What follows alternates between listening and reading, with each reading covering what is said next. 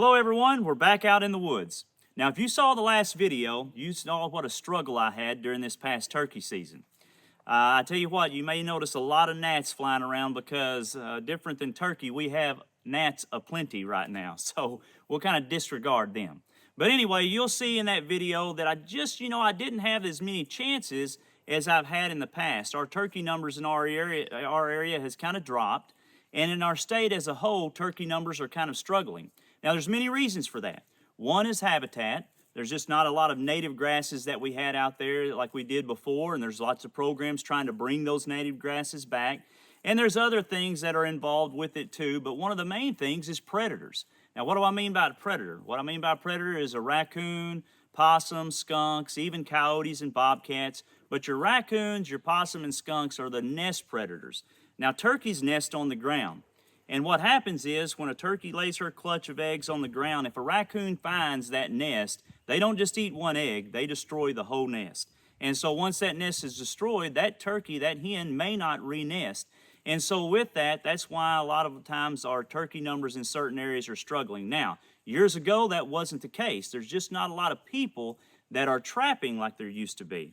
Now, fur prices have dropped over the years. Back in the mid-1980s, when I did a lot of trapping, I was getting anywhere between $18 and $24 for a raccoon pelt, $24 to $25 for a fox, and it was quite lucrative to go out there and trap.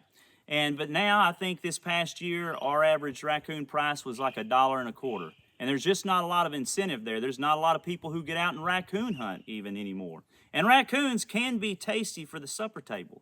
We might have to try that coming up. But anyway, so we're going to talk about trapping raccoons and why that's so important. We're here at our food plot where we usually plant this area right here in the fall for deer season. We have a feeder right here. It's not going now since turkey season has just closed. But we did put out some feed the other day. And this is where we feed protein pellets and corn. And so we've got a lot of raccoon activity right here. And so I'm going to start setting some traps. And that's a good way to manage your property for turkeys and for other ground nesting birds like even quail. So we'll get started here real quick. So one of my favorite traps for raccoons, and these are really easy to set, you can really throw a lot of these out during one day, is what we'll call a dog-proof trap. Now the reason why it's a dog-proof is because a dog can't get his paw down in this cylinder right here. And in essence, what it does, raccoons, they're curious animals, and we'll put some bait in here. We'll kind of chum the area with some other little bait, and he'll reach down in there to try to get that bait, and this just simply snaps back and holds his hand right there until you come up and get him out of the trap, all right? And so basically this has a chain on it. We'll hook it to this stake right here. When I hammer it down the ground, we'll chain it on this stake, and this has a swivel on it so it won't break the wire. It'll kind of swivel around, and then we'll bait it. What I like to do is I like to use marshmallows. Marshmallows are a good eye attractor when it comes to, well, really raccoons primarily, but I'll half this marshmallow and I'll stuff it down there in the bottom, and there's a trigger down in there, so I'll show it to you in a minute. But when the raccoon reaches down in there to get the marshmallow, he hits that trigger and this snaps back. So I'll usually put a marshmallow in there. I'll break off a few pieces of the marshmallow and put it around the trap. Now, sometimes I've even used cat food. Cat food's a good bait. And so you can drop some cat food down the bottom there, maybe chum the area a little bit around it with some cat food. But today I just happen to have a can of sardines. It ought to smell real good because I looked at the date and this is 6 years out of date. So it ought to be a pretty good lure. And so what I'll do is once I put the marshmallow in there, I'll drop some of the sardine juice down the bottom of there, and I may put a little bit around it. And this will call them in. And there's lots of other lures you can use. This is just something simple I had at the house. And so it'll call them in from a long distance, even if they weren't frequenting this area right here. So we'll get started, and I'm going to set this trap for you real quick.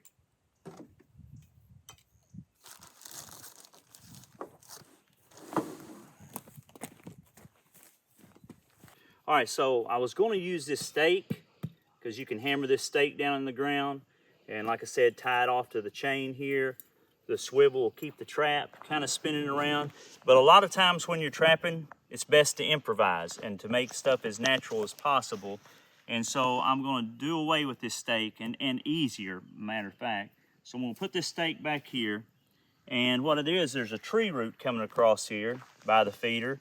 And so all I did was just work this wire through the tree root, and that'll give it to, and that'll hold the trap, hold the raccoon there. And I'll cover that with a little something here in a minute. So I've got my length here that I need. I'm just gonna cut this wire off like that.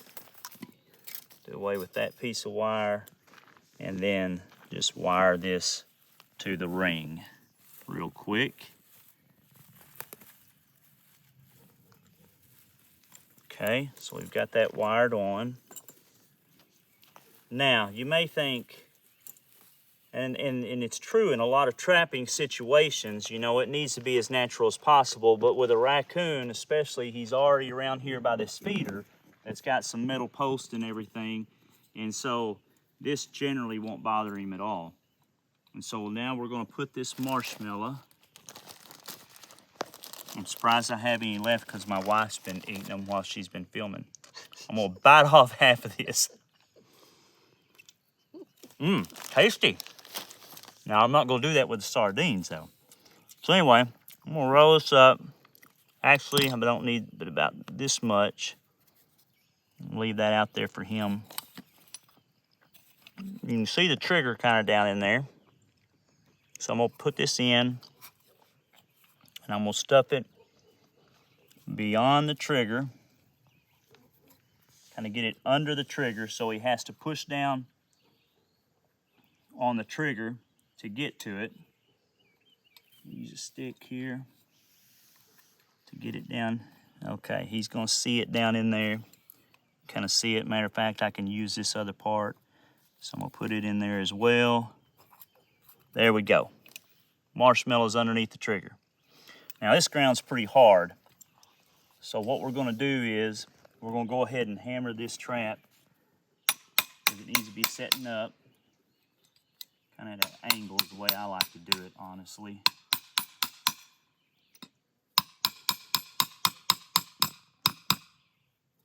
That right there. Now we're gonna see if we can get the trigger, get it set. Pull it back. And this is your dog here. We're gonna get it set.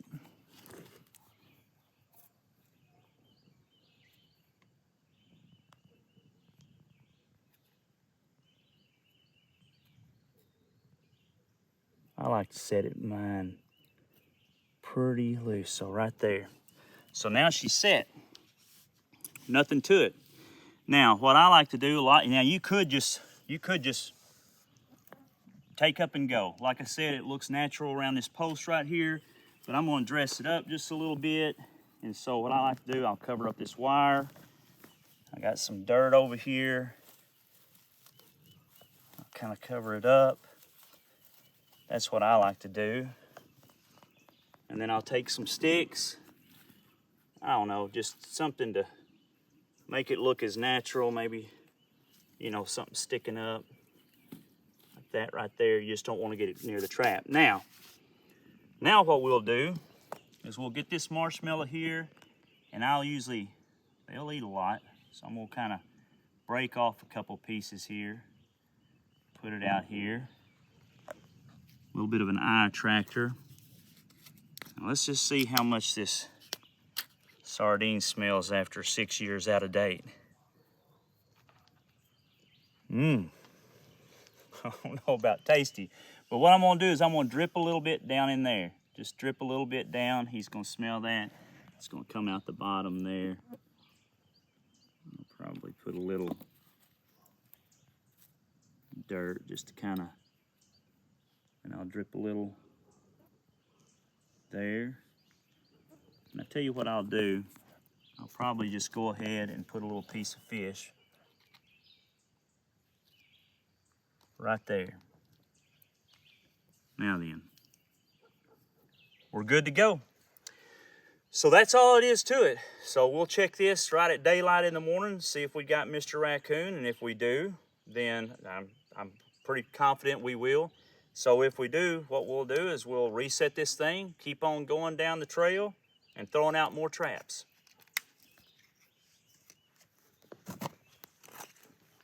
Well, as we were shooting the video for trapping raccoons, you know, to help kind of protect our turkeys and their nests and everything, because we have so many raccoons, you can see right here, we just happened to be driving back to the house and we'd been seeing a hen down here close to this spot, and Yolanda look over and here's an egg right here, so you can see the yolk that's inside it right there where a predator has already gotten the egg and ate it. And I'm sure that he went ahead and destroyed the rest of the nest, but that's what happens when you have too many predators on your property and you're not trapping them out enough and controlling those numbers.